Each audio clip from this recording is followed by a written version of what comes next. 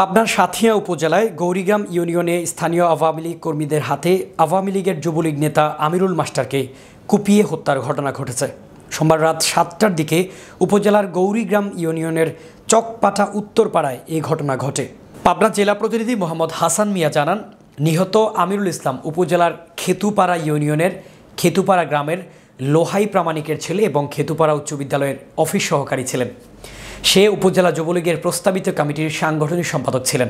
নিহতের পরিবার, প্রত্যক্ষদর্শী ও পুলিশ সূত্রে জানা গেছে, খেতুপাড়ার খালেক, ইমু ও মিঠুর সঙ্গে নিহতের পূর্ব বিরোধ চলছিল। সেই বিরোধের জের ধরে রাত 8টার দিকে আমিরুলের ভাই আশরাফকে মারধর করে সিএনজিতে করে পালিয়ে যায় অভিযুক্তরা।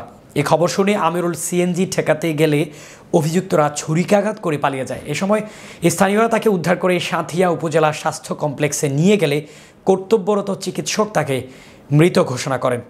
বিষয়টি নিশ্চিত করে সাঁথিয়া থানার ভারপ্রাপ্ত কর্মকর্তা সাইদুর রহমান জানান, আমরা ঘটনাস্থলে আছি, ঘটনার বিস্তারিত জানার চেষ্টা করছি, বিস্তারিত পরে জানানো হবে।